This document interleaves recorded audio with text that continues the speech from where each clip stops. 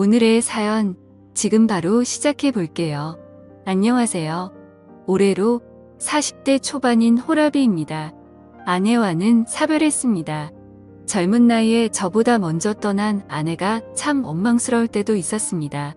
결국 그 상황을 받아들이지 못한 저는 정신과 치료를 다녀야 했고 결국엔 우울증으로 번져서 다니던 회사에서까지 잘리게 되었습니다. 아내가 세상을 떠나면서부터 제 인생이 송두리째 뒤집어졌지요. 한동안은 방황하면서 엄청 힘들게 지냈습니다. 직장을 그만두게 되면서 대출을 갚을 길이 막혀서 살고 있던 집을 팔게 되었습니다. 그나마 가지고 있던 부동산이었는데 팔아서 대출 갚고 세금 내고 하니까 제 손에 떨어지는 것도 얼마 없더라고요. 살던 집을 팔았는데 그 돈 가지고 비슷한 집은 꿈도 꿀 수 없을 정도였습니다. 그렇게 이리저리 발품 팔다가 빌라를 하나 구하게 되었습니다. 빌라 구조가 조금 특이한 편이었는데 4층짜리 빌라인데 계단을 중심으로 한쪽은 가족들이 지낼 만한 3룸짜리 구조고 한쪽은 90도로 꺾이는 벽을 두고 현관문 2개가 있어 거기에 각각 원룸으로 된 방이 하나씩 있는 구조였습니다. 근처에 대학교도 있고 대중교통도 나쁘지 않아서 혼삼산들 수요도 생각해서 집주인이 빌라를 올릴 때 머리를 썼던 것 같네요. 저도 나중에는 이런 건물 있으면 참 든든하겠다 하는 생각이 들었습니다. 3룸이야 전세로들 많이 들어오겠지만 원룸 가지고 월세 장사도 할 수 있으니까요. 원래는 원룸 전세도 생각해보고 있었는데 막상 큰 집에 살다가 원룸에서 비좁게 살자니 그러기 싫어서 3룸짜리 빌라로 구했습니다. 친구도 제가 지내던 아파트랑 비교해보면 낫다고 하더군요. 전에 살던 곳은 엘리베이터도 없어서 생수같이 무거운 거 들고 갈 때 고생도 하고 여러모로 먼저 살던 곳과 차이가 났습니다. 하지만 좋은 점도 있었지요. 첫 번째로 사별한 아내와의 추억이 있지 않은 곳이니 괜시리 혼자서 아내가 떠오르는 일이 사라졌습니다. 두 번째로는 아내를 잃었어도 저도 남자라고 어쨌든 인근에 직장이 많고 대학교가 있어서 그런지 새들어서 사는 젊은 여자들이 많았다는 겁니다.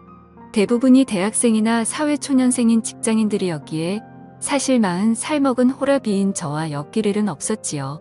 그래도 개중에 예의 바른 친구들은 지나가다 마주치면 저한테 밝게 인사를 해주고는 했는데 밝은 미소로 인사를 받으면 그래도 기운 없는 인생에 그나마 기운이 나게 해주는 몇몇은 저에게는 더욱 더 기운을 받았고 몇 안 되는 호강이나 마찬가지였습니다.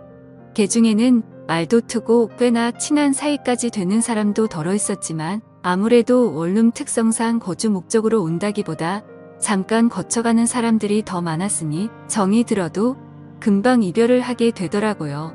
사람 마음이 참 간사한 게 그렇게 정을 준 사람들이랑 또 그렇게 이별을 하고 나니 마음 한구석 허운 마음을 어떻게 채울 수가 없었습니다. 그러던 어느 날 우리 집에 초인종이 울려서 현관문으로 마중 나간 그날에 그녀를 그때 처음 만나게 되었습니다. 요즘 사람 같지 않게 새로 이사 왔다며 떡을 돌리러 왔더라고요. 뭘 이런 걸 다 주나 싶어서 감사히 잘 먹겠다고 하고 너스레를 떨며 말을 건네니 그녀의 한국말이 약간 어눌하고 어색하다는 걸 느꼈어요. 아니나 다를까 그녀는 자기 자신을 교포 출신이라고 소개했고 이 집에 새로 이사 왔다고 하더라고요. 굉장히 아름다운 사람이었습니다.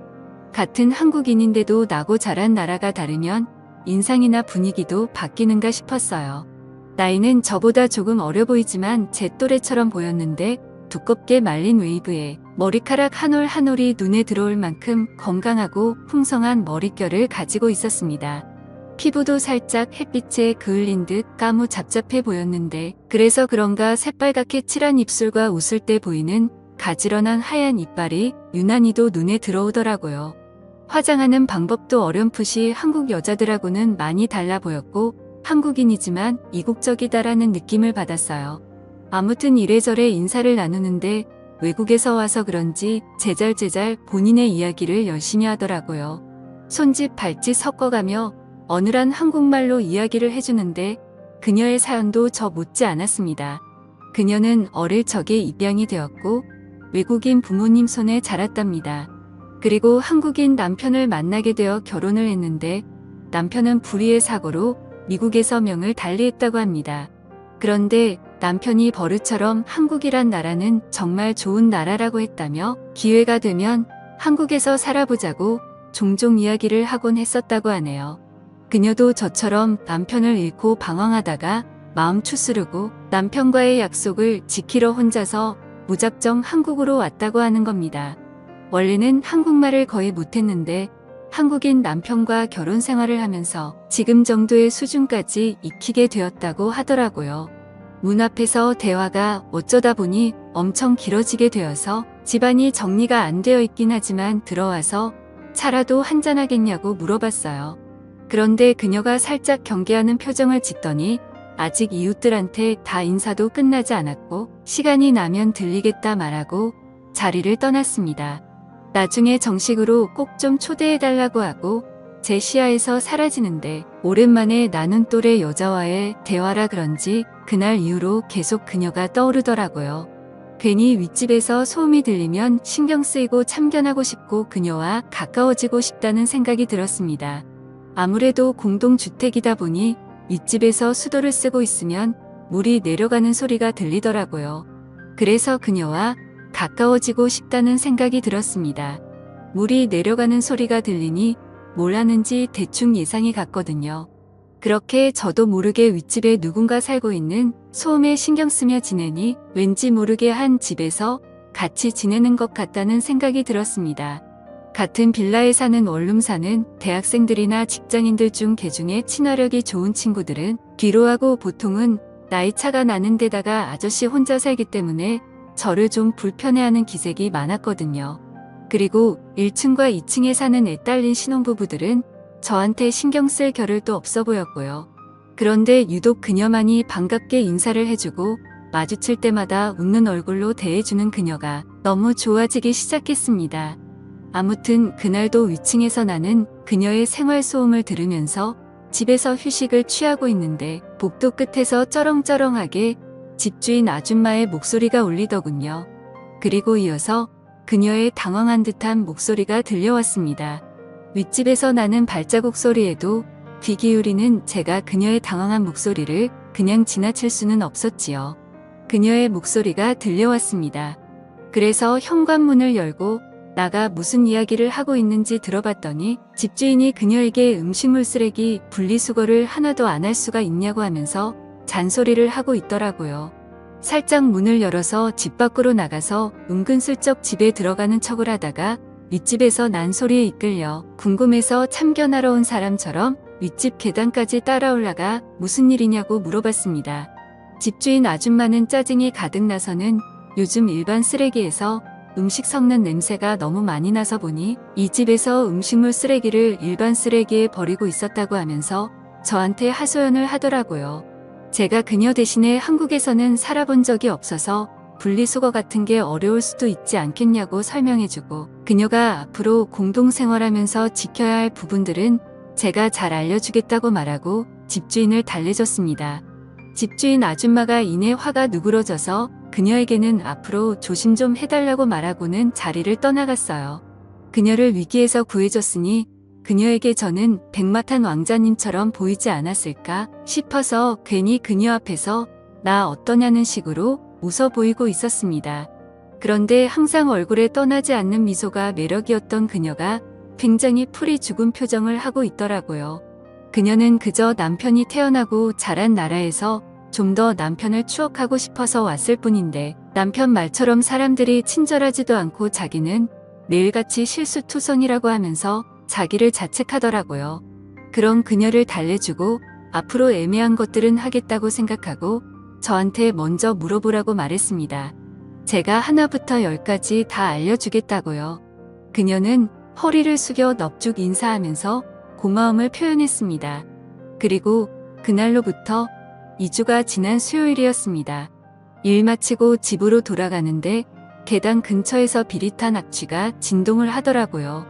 냄새를 따라 계단을 올라갔는데 윗집 사는 그녀가 아주 얼굴이 울상이 되어서 이러지도 못하고 저러지도 못하고 있더라고요. 그 악취는 그녀의 집 앞에서부터 나던 것이었습니다. 분리수거 때문에 집주인에게 된통 혼이 났던 그녀는 자기가 또 실수를 할까봐 무서워서 여태껏 음식물 쓰레기를 가져다 버리지도 못하고 집에다 모아놨던 거예요. 그런데 쓰레기 양이 많아지고 감당이 되지를 않으니 그녀도 안 되겠다 싶어서 일단 제가 오면 도움을 청해보려고 했는데 음식물을 담아놓은 봉투가 문고리에 걸려 찢어지면서 계단이며 복도를 썩어버린 음식물로 난장판을 만들어놨던 거예요. 그녀의 집안 상태도 말도 못할 정도였어요. 분리수거 때문에 집주인에게 된통 혼이 났던 그녀는 집을 못 가게 됐어요. 분리수거를 어떻게 하는지 모르는지 집안도 완전히 난장판이더군요. 주민신고 들어와서 집주인이 이 사실을 알기 전에 제가 나서서 도와줘야겠다는 생각이 들었습니다. 청소는 생각보다 빨리 끝났지만 계단 통로에 가득한 악취를 빼느라고 아주 고생을 했네요. 이웃집 돌아다니면서 제가 대신 양해를 구하고 땀을 뻘뻘 흘려가면서 정리를 다 했지요. 상황을 다 정리하고 집에 돌아오니 아주 녹초가 되었습니다. 오랜만에 몸을 써서 그런가 그날은 왠지 푹 자고 있었어요. 푹 잠들 수 있겠다는 생각이 들었지요. 눈이 스르르 감기고 잠에 들려는 찰나의 초인종이 울리더군요. 누군가에서 나가봤는데 그녀가 저희 집 앞에 서 있더라고요. 또 무슨 일인가 했는데 계단 통로 냄새는 다 뺐는데 막상 그녀 집에는 아직도 악취가 남아있어서 환기를 해야겠는데 그녀가 아직 냄새가 너무 심해서 못 들어가겠다고 혹시 괜찮으면 잠깐 신세를 질 수 있겠냐고 묻더라고요. 어려운 일이 아니다 싶어서 그러라고 했는데 막상 호랍이 혼자 지내는데 집에 여자가 들어오니 기분이 묘하더라고요. 그녀도 저를 매번 집 밖에서만 마주하다가 저희 집안에서 저를 마주하고 있으니 어색해하고 있었어요. 제가 평소에는 그렇지 않은데 그날따라 왜 그렇게 과감했는지 그녀에게 아무렇지 않다는 듯 그럼 오늘 제 집에서 자고 갈 거냐고 물어봤죠. 그녀는 그래도 되냐고 묻더니 잠시만 있어보라며 후다닥 위로 올라가서는 그녀가 잘 때 입는 잠옷을 입고 품에는 베개 하나를 끌어안고 들어오더라고요. 방은 3개였지만 침실은 없었죠. 그래서 침실은 하나기에 그녀에게 일단 침실을 내어주고 저는 소파에서 자기로 했습니다. 그런데 내 침대에서 외간 여자가 자고 있으니 몸은 피곤한데 자꾸 이상한 생각이 들어서 냉장고에 있는 술이나 좀 마시고 술 기운을 빌어서 잠들어야겠다는 생각이 들었습니다. 잠시 후 그녀가 잠은 안 자고 밖으로 따라 나오더니 제가 술 마시고 있는 걸 보고는 자기도 같이 한 잔 해도 되겠냐며 제 옆으로 다가왔어요. 그렇게 서로 술을 한 잔, 2잔 마시다 보니 매일 저녁에 술을 마시고 식사 중에 반주한다고 냉장고에 가득 채워놓은 소주가 바닥을 보일 때까지 다 마셔버렸습니다. 그녀가 술에 알딸딸하게 취해서는 영어를 섞었으면서 혼자 자기 싫다며 저를 이끌고 방으로 들어왔고 그녀나 저나 술 기운을 빌은 덕분이었겠지만 그렇게 하루를 보내게 되었습니다. 아침에 일어났는데 술 기운에 머리는 지끈거렸고 청소 때문에 그런 건지 어젯밤 무리를 해서 그런 건지 허리가 다 뻐근했지요.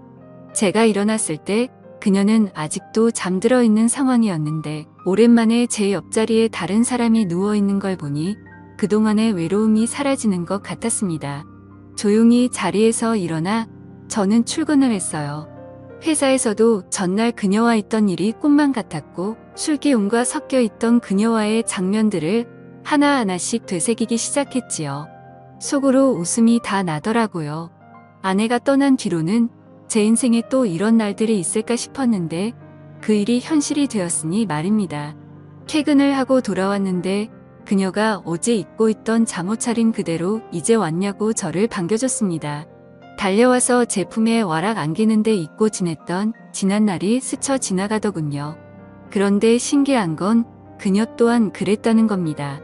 그리고 깨달았다고 아마 죽은 남편이 외롭게 지내는 자기를 위해서 저를 이 나라로 보내준 게 아닌가 하는 생각이 들었다는 거예요. 신세가 똑같은 저를 만날 수 있게 말이지요. 그렇게 그날 이후 그녀는 윗집에 방을 빼고 지금은 저와 같이 살고 있습니다. 벌써 그녀와 살림을 차린 지도 1년이 다 되어갑니다. 1년이라는 시간을 지내면서 그녀와는 좀 더 진지한 이야기를 나누는 사이가 되었지요. 결혼 이야기까지 오고 가고 있어요. 그녀의 집 쪽에서는 그래도 나이차가 조금 있는 저를 그다지 탐탁치 않게 여기는 것 같은데 이런 데서는 또 자기 주장이 강한 외국인 마인드를 가진 그녀다 보니 부모님의 반대는 크게 신경 쓰고 있는 것 같지는 않아 보입니다. 조만간 그녀와 함께 미국에 가서 결혼 허락을 받으러 갈 예정입니다. 좋은 결과가 있도록 사연 들어주신 여러분들에게 저를 응원해 주시면 좋겠습니다. 저도 아내를 잃은 아픔을 딛고 일어서 좋은 사람을 만나 새 살림을 차리게 되었으니 힘들었던 시간만큼 이제는 다시 행복해지고 싶네요. 오늘의 사연은 여기까지네요. 긴 사연 끝까지 들어주셔서 감사합니다.